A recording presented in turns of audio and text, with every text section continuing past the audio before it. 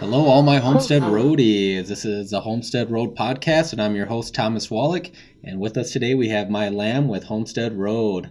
This is a podcast where we discuss selling your house as is, real estate, and anything else that relates to it. So basically, everything.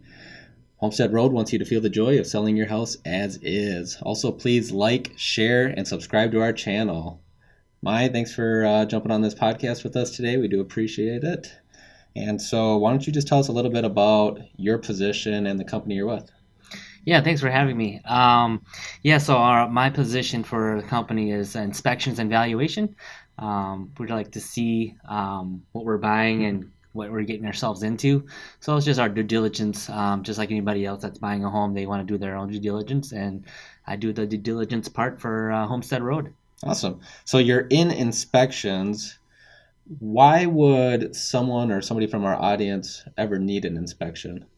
An inspection is needed, just really find out the state of your home. Mm-hmm. Sometimes your regular maintenance is not really closely looked at, and most things that we do look at is water intrusion, if they're keeping up with their mechanicals, so we can really prolong the life of the house for the next person, or when we do buy it, for the things that we need to fix or don't need to fix. Oh, okay, cool. So now, with an inspection, is that something that's required with Homestead Road? And also, is that something that's required anytime someone's selling or buying a home, or is it just something that you guys do?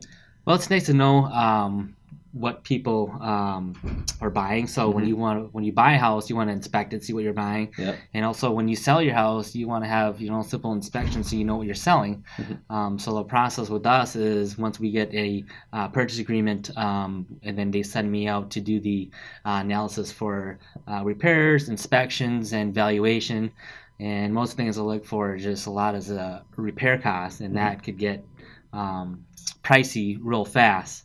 And so items that are heavy ticket items are roofing, siding, windows, mechanicals as far as the AC unit, furnace, and then also kitchens and bathrooms. They cost a lot because we have to get third parties folks involved, like the plumber and electrician. You can't just have one person just change out the kitchen because there's a lot of moving parts that make up a whole kitchen or full bath. Oh, wow, that's really interesting.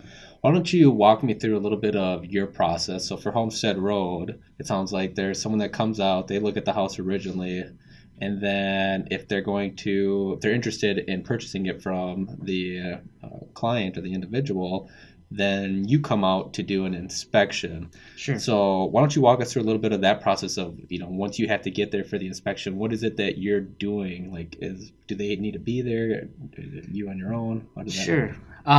They don't need to be there. I just need access to the house, and then I do need access to the garages if there's any garages, detached garage.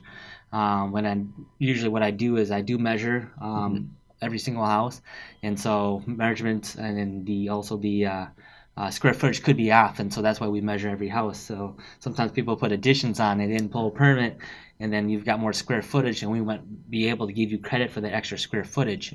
By all fairness, we want to be able to know what we're buying so we can also give you the maximum amount that we can pay per house. So knowing everything about a house really benefits the seller and benefits us too, then we can really maximize our offer. The other thing we do look at is something that they can't help themselves is the location. Is it going to be a next to a railroad track or industrial, something that's more unpleasant, or a power line? So stuff like that you can't help and foresee sometimes, because sometimes if a power line comes up or a railroad track comes up or a highway comes up behind your house, like, you can't really help that, and it hurts the value in the resale, and we got to take that into consideration. And you don't really think about that, I guess, that these things like that can really control how much your house is worth. I guess, if there's a railroad track behind you that gets really loud, nobody wants to hear that, or I imagine an airport too, that would probably change it up. What about if there's a retail store next to it? Let's say a big super center store that's right next door. Does that also lower, or does that improve it because now there's something that people can go to and shop around? So it's give or take, it depends on the location. So if you're obviously more in the urban side, more compact, dense area, you would like to have more shopping next to you, because people do live in those areas like to walk and bike more. So having more stores closer to them is a plus. And then also on the flip side, if you're in the suburbs, you want your space, you want your kids to be able to run around, you own private yard, you don't want to have all that traffic around you. And so having a retail next to your home, not so much. Yeah, so you just want the further away from the main city, the more quiet you want it, and obviously the closer you're in, it's not as big of a deal. Right. It's almost nice to have it. Walking distance. Exactly. I mean, that's really the whole good. point you're moving it out. So it's just, what's the market demand? Is it, what are they looking for? So you just kind of have to take it with that, because, we do have to remarket and resell the property, and we have to watch out for those things. All right. So you go there, you talk with the owners, you measure everything out. It sounds like you're looking at the garage and obviously the house too, and you're looking at everything around it, what's next door, how are the other houses next door, is there a railroad, how close is it to all these different things. Do you go inside and also check the rooms in there, or like how many rooms and bathrooms, or is it just all exterior stuff? So I do a bedroom bathroom count. You do? Yeah, so sometimes when they say they have a certain amount of bedrooms, usually, when their bedrooms are too small, you can't count it as a bedroom. You can list it as a bedroom, but then sometimes you won't be able to rent it as a bedroom because there's a minimum square footage and guideline for a legal bedroom in a certain city. What would be so for people that are listening, what would count as an actual bedroom? Believe it or not, most people think you need a closet in order to call it a bedroom, but you really don't. The city looks at it for a safety standpoint, so you just need these 7-foot ceilings, mostly for this is a fire hazard. You don't want to have a short ceiling, and then egress window, so that way you can have a fire escape. Oh, really? So if it doesn't have a window in there, it would not be counted as a room, even if it had a closet? Right, and it depends on scenarios too. Closet. A closet within a closet. Closet within a closet. Yeah, you can't do that. But at least 72 square feet is what they're looking for, and then at least one side has to be 7 feet long. You can get down to the technical specification, but it'll just bore everybody out. But one fun fact is within a condo, it's impossible to have a window in a condo that's in the back, but they still list it as a bedroom, and they still treat it as a bedroom. But so is it a bedroom? There's no window. Yeah, the wiggle room around it. Yeah, so it is. They call that a bedroom, and of course, if you're on a 10th floor condo, I don't think anybody would be jumping out of there when there's a fire or anything like that. So that's all different situation. So rules or specs are out there, but they're not across the board. All right, so that's good. That's good to know, because I think I remember growing up and I slept in a room that didn't even have a window in it. It was just, it's just one dark room, which was great to sleep, but no windows. But if there was a fire, I guess I'd be stuck. I never thought about that. It's like you don't really think about it until it happens, right? Yeah, that's good to know. So you go in there, you check to make sure that these are actual bedrooms, and then the bathrooms. Are you measuring the rooms as well too, then? Not so much unless it's I do the ceiling height. If it's a really tall ceiling on a living room or. I measure the ceiling height just so we can advertise and say, hey, this is 12-foot ceilings or 11-foot ceilings, so we can give credit to that aspect of it. And the other thing we look at is we do look at water intrusion. That's the one big thing that really kills a house, and it can go bad really fast if that's not remediated quickly. Just because water does cause mold, cause more damage, and it just doesn't go away. It just gets worse if you don't try to fix it. And so water intrusion. Are you looking for that on the exterior or interior? So from the outside, I take a good assessment to see how the roof siding, windows overall. If I know it needs a new roof, or I've noticed the gutters are not cleaned out, or the extension's not further enough, further than 3 feet, 4 feet away from the house. Then you start getting problems. That makes a lot of sense, because if the water's just running straight down the house, if there's no gutters or anything, it's just coming right to the foundation. Right, and there's no extension. If the extension is only 2 feet, then it'd be kind of tough to have the water divert all the way out. So I'll look at that too, and then you kind of have a clue where the low points around the house is, and usually you go down to the basement and you go to that point, and see the water coming in. It makes sense. That's where the lowest point, where the water always goes to the lowest point. Very interesting.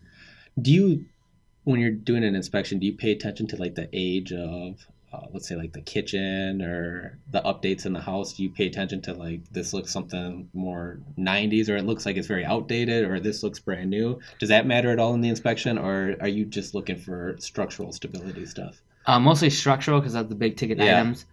If we just have to paint, carpet, it wouldn't cost a whole lot of dollars. Uh-huh. But then if we have to upgrade a kitchen and bath to make it conform with the neighborhood, Yeah. then if everybody else in your neighborhood's doing updates on kitchens and baths, and then if we buy it, we're gonna have to do the same thing. Yeah. So we have to take that consideration. Right. And then sometimes we can save cabinets if people leave it in good condition. Sometimes you can't salvage them, and then once you pull out your cabinets, you can't just save everything else, because then the countertops got to go. Yeah. And then your flooring, what do you do about that? Mm-hmm. So now you're getting back to just replacing the cabinets comes to replacing the whole kitchen. No, I mean that's true. I guess you don't think about all that stuff too. So, what do people neglect most often that you see? Obviously, you're looking at a lot of houses every week, sometimes a lot in a day. So, what do you see that people neglect most often, and maybe tell us a little bit why they shouldn't neglect that? And then what I see is people not cleaning their gutters, and sometimes it's just physically they can't get up high enough to clean that gutter, and it builds up and it causes ice dam, and it causes for the gutters not to work the way it's supposed to work because there's no flow. So unfortunately, because they're physically unable just to get up and clean it, it just gets backed up, and then that causes water intrusion into the basement, and then that one comes down to the basement. Other things starts to happen. So one thing leads to another. Problems, one thing leads to another. So just water intrusion is the big thing from the roof, gutters, foundation is going to prevent all that water coming in for sure. Well, that's good. All right, so making sure you clean out those gutters, that's a huge thing. What about, do you see problems with trees growing too close to the house? Is that something? Or, obviously drainage, that's part of the gutters. Sure, yeah. There's plenty of houses where, to fill the old house, 60-year-old house, and they planted a tree. Yeah. It was maybe like this big, this tall, Yeah. and now 20, 30 years later, the tree, enormous. it's a couple hundred feet high, and then the roots, they get into the foundation and they grow into it, and then, it causes problems, with the foundation shifting because the tree's getting bigger and it just needs room to grow. So when people plant a small tree next to the house, they didn't think much of it, but then 10, 15, 20 years later, it wasn't such a great idea to plant it so close to the house. So it happens, and big trees are expensive to take down. Yes, they are. Yeah. What else would you say as far as inside the house that people should maybe maintain on a regular basis? One simple thing is just changing your filter furnace, and it helps the quality of the air and really helps the life of the furnace. So that's an easy upkeep that you can do. So usually I do it, on my rental home, 30 to 60 days. Depends how much you run it. And then other bigger filters you can do, 90 days if the big Honeywell one. So it depends how much you run it too. So just keep an eye on it, because if you don't replace your furnace filter at all, it starts to have a lot of trouble on your furnace.